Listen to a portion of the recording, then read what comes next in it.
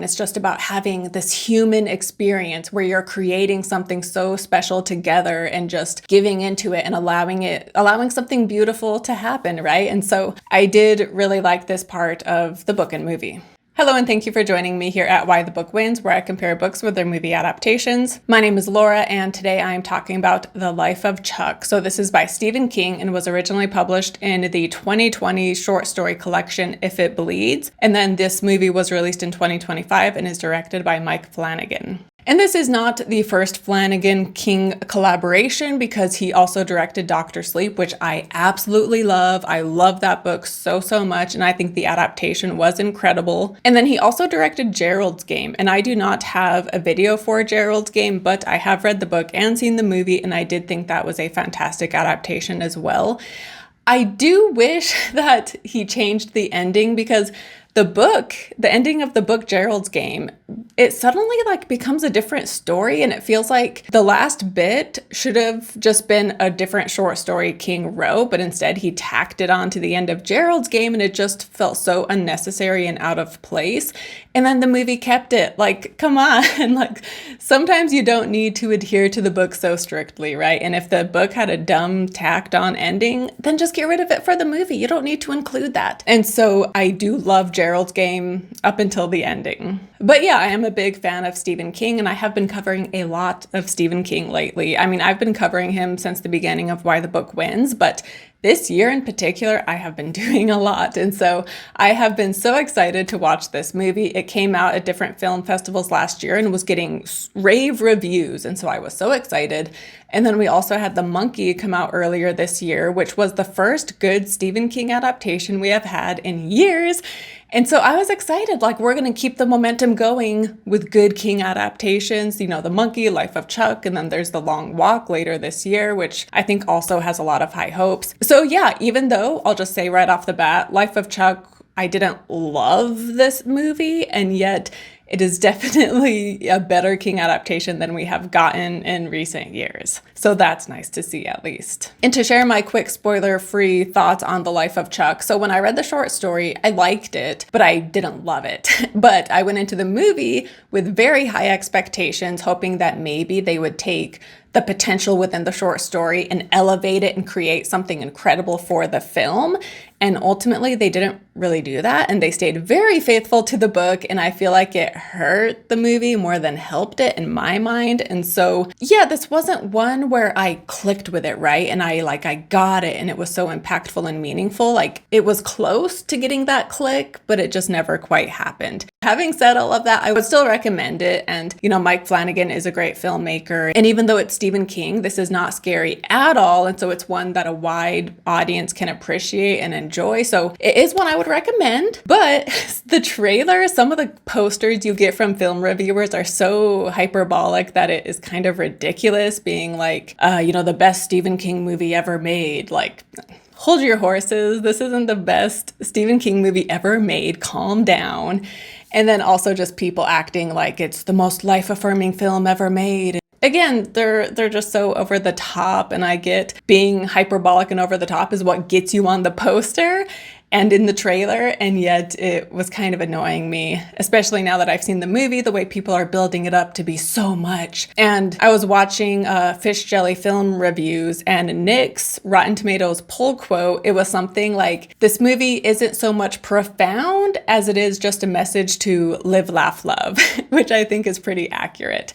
So again, I enjoyed the movie and I would recommend it, but for me, it wasn't this earth-shattering, incredible, moving masterpiece, and I didn't cry at all. I hoped I would, but I didn't. And so, yeah, I know I sound like I disliked it more than I did, but like I said, it's just because I went in with such high expectations, and it's because people are acting like it's the most monumentous film, the most emotional film you'll ever see, and they're just being way too extreme when they say those things, in my opinion. So anyway, from here on out, I will get into the details of the plot, which means we will have spoilers going forward. So this book and movie is told backwards, and it is the story of the life of Chuck, Charles Krantz. So we begin with his death and then work our way back through his life, and we get these different key moments throughout his childhood. And the first act takes place in a world that is coming to an end, and we realize at the end of this portion that the world this world and everyone in it is actually inside Chuck's subconscious, which I thought was so cool. And so that is Act 3, which is what starts the book and movie.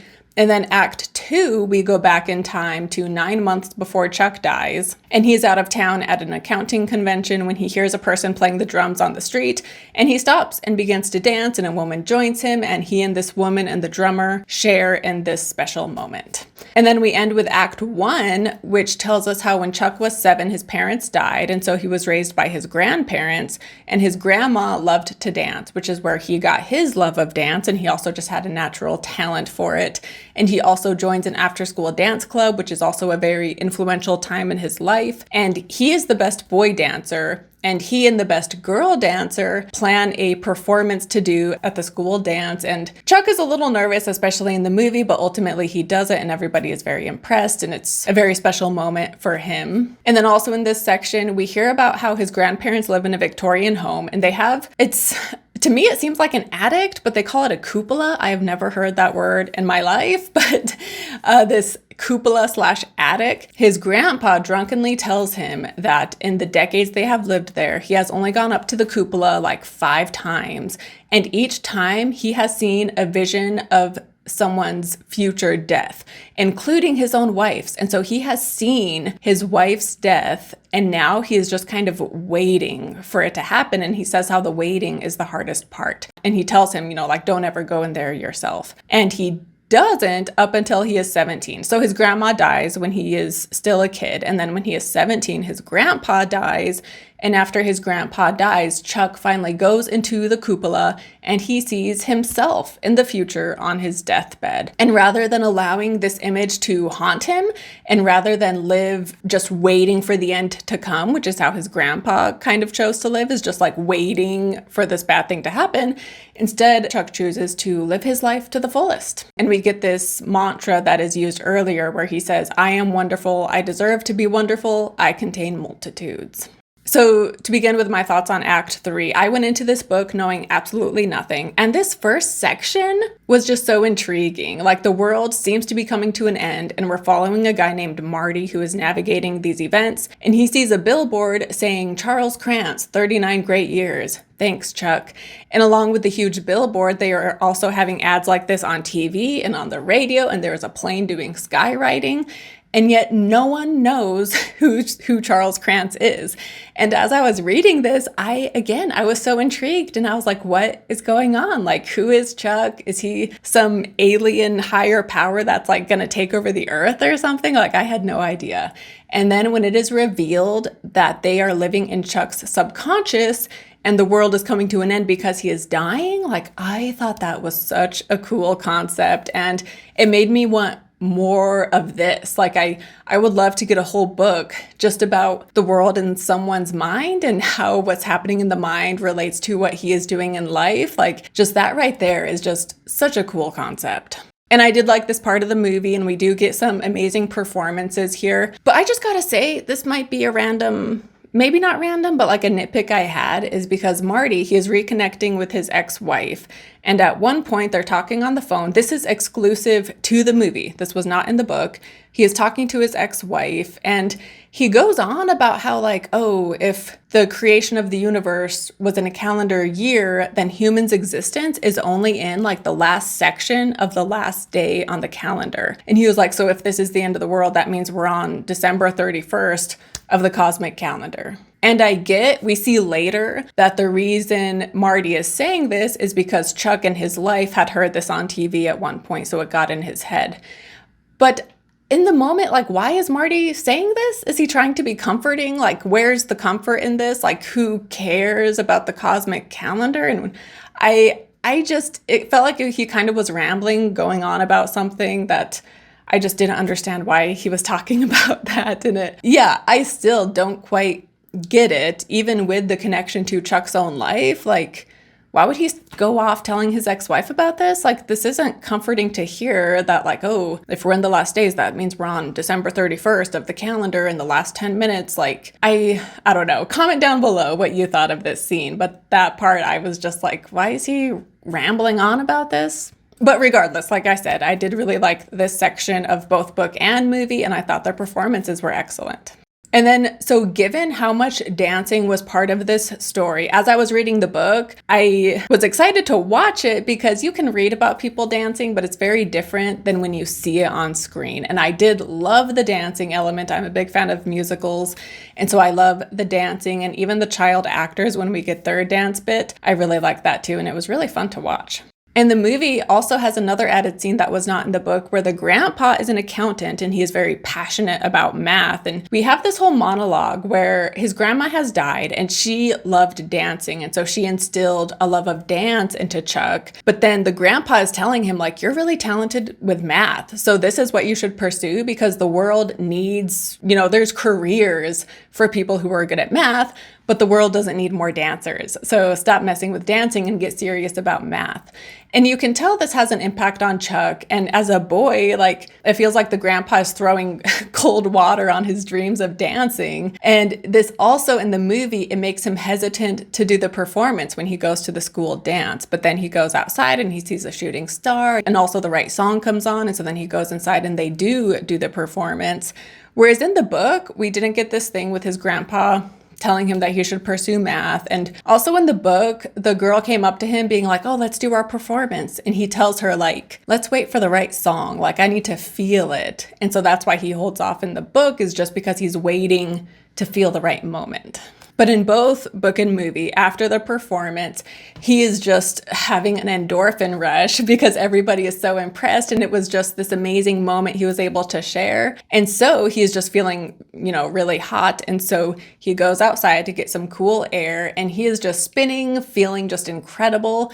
And this is when we get the first time where he says, like, I deserve to be wonderful and I contain multitudes. And I did like this because there's times where you just feel on top of the world and you do feel that, right? Where you just, you feel like you contain multitudes and you just feel wonderful. Anyway, he is just so exhilarated and he is dancing and spinning around by himself outside when his hand scratches a metal fence and there is something poking out and it gives him a scar on his hand. And we hear that as an adult, when his wife asked what this scar was from, he had lied and he made it a bigger deal, he exaggerated the story and he claimed, like, oh, the girl I was dancing with, her boyfriend got jealous and so he, pushed me against a fence and beat me up and gave me this scar afterwards. And we find out that the reason he made the scar a bigger deal than it was and made it a more dramatic story is because the scar came to be very significant to him, so significant that the real reason how he got it lessened what the scar meant. And we find out that the reason the scar is so significant is because when he goes in the cupola and sees his dying self in his hospital bed, he knows it is him because of the scar. And like I said, the grandpa, he lived in fear of what he saw from the cupola. And so he therefore, like I said, he lives in fear of death and he is just waiting. So rather than live life, the grandpa is just waiting for the next negative thing that he knows will happen. Whereas, Chuck, he chooses to instead embrace life and still live it to the fullest. And so the scar represents the fact that he knows he will die, but it also came from this time when he was feeling so incredible. And so maybe it's also a reminder to live life to the fullest as well, not just a reminder of his impending death. And in the Act 2 section, this is the only section really with Tom Hiddleston. It makes it seem like the posters make it seem like he is the focus of this. But honestly, the kid, Jacob Tremblay is in this too, but his role is so small. And I love Jacob Tremblay. He was an amazing child actor. He was also in Dr. Sleep, by the way. He had a small role, but I would love to see him in more because he was so incredible when he was a kid. I want to see him doing more as an adult, and I hope he continues to pursue acting. But anyway, the kid who is him at age like 10 or 12 is in the most of this movie, honestly. But anyway, when we are with Tom Hiddleston's version of Chuck, we hear in voiceover how he had expected more from his life and he expected a bigger life, but that he has accepted and grown to love the life he has led. And he's out of town for an accounting convention when he is walking outside and he hears a familiar beat coming from the drums. And so then he stops and he follows his desire to dance and he creates a magical moment that he shares with others. And we later get narration in both book and movie after this event that says, as he passes the place where Jared set up his drums, those two questions recur. Why did you stop to listen? And why did you start to dance? He doesn't know, and would answers make a good thing better? Later, he will lose the ability to walk, never mind dancing with little sister on Boylston Street. Later, he will lose the ability to chew food, and his meals will come from a blender. Later, he will lose his grip on the difference between waking and sleeping and enter a land of pain so great that he will wonder why God made the world. Later, he will forget his wife's name. What he will remember, occasionally, is how he stopped and dropped his briefcase and began to move his hips to the beat of the drums, and he will think that is why God made the world. Just that. And so I did like this part, how something stirred within him, and rather than suppress it and keep going, he stopped and allowed himself to feel it. And because of that, he was able to create this magical human moment between him and others and feel this connection to his fellow humans. But not only that, like feel connection to something greater than themselves. And this kind of reminded me of the movie As Good As It Gets. So I haven't seen that movie in a long time, but there is one scene in particular I have always remembered. And it's when the Helen Hunt character and the Greg Kinnear character, because he is an artist, and he paints her. And then when Jack Nicholson comes in the room, he can feel the energy is different and he gets jealous thinking that they've had sex. And Helen Hunt says, like, what we did was better than sex. And it's interesting because the basic purpose of sex is to create, right? It's about the creation of life. And yet art is a different kind of creation, but it's still a creation, whether you're creating a dance or creating art. Like when you share that artistic creation experience with someone else, like it's such a special, profound, powerful moment that transcends what is currently happening. And so for me, this section of the movie was the most powerful, even though he also shares this creation moment with the girl when he's a kid, right, at the school dance. And so I love that he has these moments of connection and creation, and yet they're not sexual or romantic at all. And it's just about having this human experience where you're creating something so special together and just giving into it and allowing something beautiful to happen, right? And so I did really like this part of the book and movie. And then, yeah, my final thoughts. Like I said, I think the concept is so cool, especially that first chapter. But then also like going backwards through time and seeing these different moments from his life. Yeah, I thought the story itself was such a cool idea.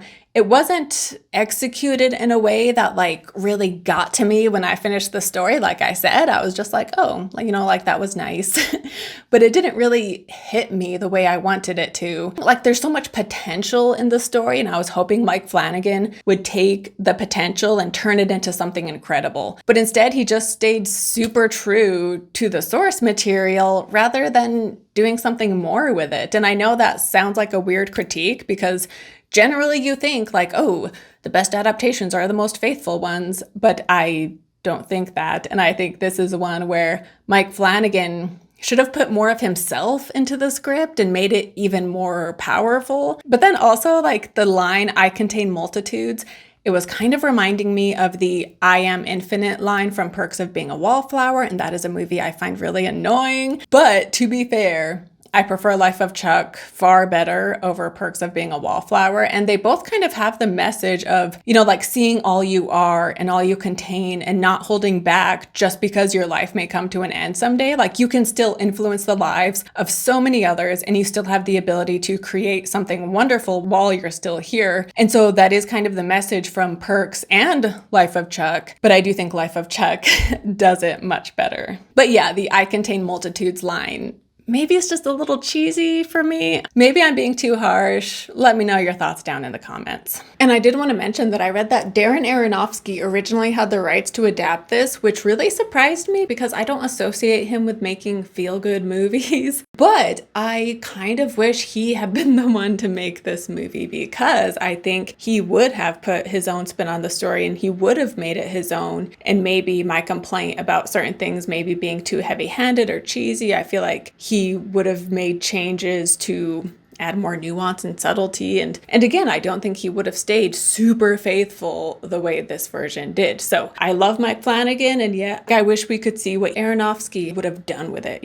And yeah, to go back to the book too, like I wanted to be more deeply impacted by this than I was, because I know King is capable of writing just truly incredible, powerful things. I recently covered Stand By Me, and The Body, which is the story that is based on, is so incredible. And that is a fantastic short story.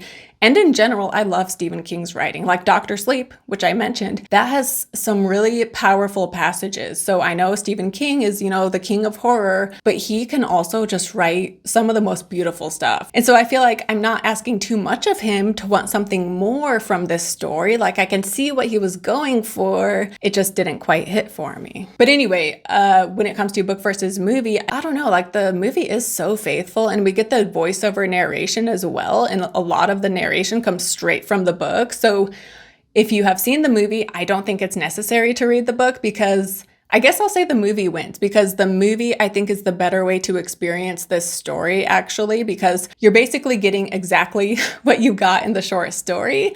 But the movie has the benefit of actually seeing the dancing, and seeing the dancing was better than reading about it in the book. And then, yeah, we do get some great performances, and I actually do want to see this a second time, and maybe a second time I'll have accurate expectations and can just enjoy it for what it is, and maybe I'll like it more. But yeah, I will say that the movie wins ultimately between these two. But yeah, thank you so much for watching. Let me know your thoughts down below, whether you agree or disagree. Let's talk about it. If you did love it or if you hated it, whatever, comment down below and let me know. And thank you so much for watching. Don't forget to like and subscribe, and I will see you next time. Bye.